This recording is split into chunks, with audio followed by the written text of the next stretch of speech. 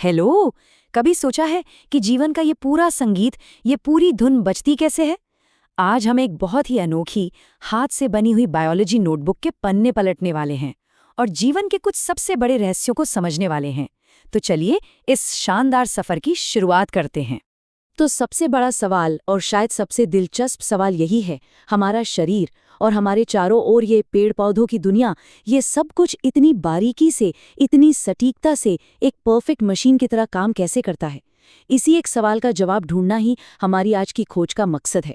अच्छा, तो इस रहस्य को सुलझाने के लिए हम 5 अलग अलग पड़ावों से गुजरेंगे। सबसे पहले हम देखेंगे जीवन की मास्टर रेसिपी बुक यानी डीएनए को। फिर समझेंगे कि हमारे शरीर में एनर्जी और ऑक्सीजन का फ्लो कैसे होता है।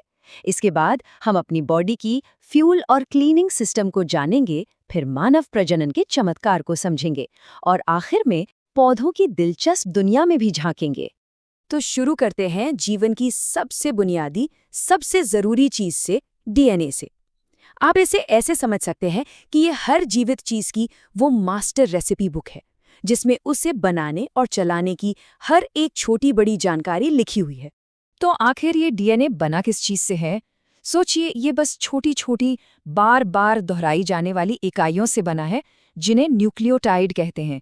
ठीक वैसे ही जैसे एक लंबी चेन में कई छोटी छोटी कड़ियां होती हैं। और मजे की बात यह है कि हर एक कड़ी के अपने 3 हिस्से होते हैं। और अब आता है असली जादू। ये न्यूक्लियोटाइड्स आपस में जुड़कर एक बहुत ही फेमस शेप बनाते हैं, वो घुमावदार सीढ़ी वाला, जिसे डबल हेलिक्स कहते हैं। इसमें जो शुगर फॉस्फेट होता है ना, वो सीढ़ी के दोनों साइड के डंडे बन जाते हैं, और जो नाइट्रोजनी बेसेस हैं वो बन जाते हैं सीढ़ी के वो स्टेप्स जिन पर हम पैर रखते हैं। कमाल है ना? और देखिए, सारा का सारा राज यहीं छिपा है। पूरा जेनेटिक कोड बस एक बहुत ही सिंपल से नियम पर चलता है। ए हमेशा टी के साथ जुड़ता है और जी हमेशा सी के साथ। जरा सोचिए, बस ये 4 अक्षर और उनकी जोड़ी यही तय कर देती है कि कोई जीव कैसा बनेगा और कैसे काम करेगा। तो हमने रेसिपी बुक तो देख ली, पर इस रेसिपी को बनाने के लिए सामान कौन लाएगा? अब हम शरीर के उन डिलीवरी सिस्टम्स को देखेंगे जो हमें जिंदा रखते हैं, और खास तौर पर ये समझेंगे कि सबसे जरूरी चीज यानी ऑक्सीजन हम तक पहुंचती कैसे है। चलिए एक गहरी सांस लेते हैं और उस हवा के सफर को साथ साथ ट्रैक करते हैं। ये नाक से शुरू होकर गले से नीचे उतरती है और फिर फेफड़ों के अंदर एक पेड़ की हजारों शाखाओं की तरह फैल जाती है, जब तक कि ये सबसे छोटी हवा की थैलियों यानी एल्वियोली तक नहीं पहुंच जाती। और यही वो जादुई जगह है, एल्वियोली, जहां गैसों की अदला बदली होती है। ऑक्सीजन झट से खून में शामिल हो जाती है और बेकार कार्बन डाइऑक्साइड बाहर निकाल दी जाती है। पर अब सवाल ये उठता है कि ये ताज़ी नई ऑक्सीजन शरीर के हर एक सेल तक पहुंचती कैसे है? इसका जवाब है हमारा दिल, हमारा हार्ट। ये शरीर का एक ऐसा डबल पंप है जो कभी नहीं थकता, कभी नहीं रुकता। एक पंप खून को फेफड़ों में भेजता है ऑक्सीजन भरने के लिए, और दूसरा पंप उसी ऑक्सीजन से भरे खून को पूरे शरीर में दौड़ाता है। देखिए ये कैसे काम करता है। शरीर से आया गंदा खून, मतलब बिना ऑक्सीजन वाला खून, दाईं तरफ से फेफड़ों में जाता है। फिर फेफड़ों से साफ होके ऑक्सीजन लेकर दिल की बाईं तरफ वापस आता है और वहां से एक जोरदार पंप के साथ पूरे शरीर में फैल जाता है। और ये साइकिल एक पल के लिए भी नहीं रुकता। अच्छा, ऑक्सीजन तो पहुंच गई, पर गाड़ी चलाने के लिए पेट्रोल भी तो चाहिए।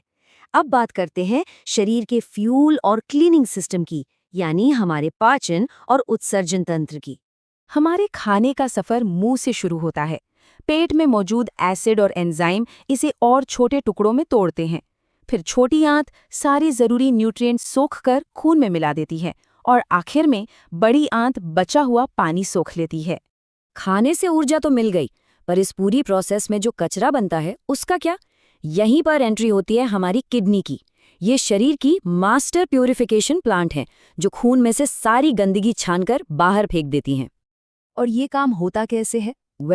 हर किडनी में लाखों, जी हाँ, लाखों छोटे छोटे फिल्टर लगे होते हैं, जिन्हें नेफ्रॉन कहते हैं।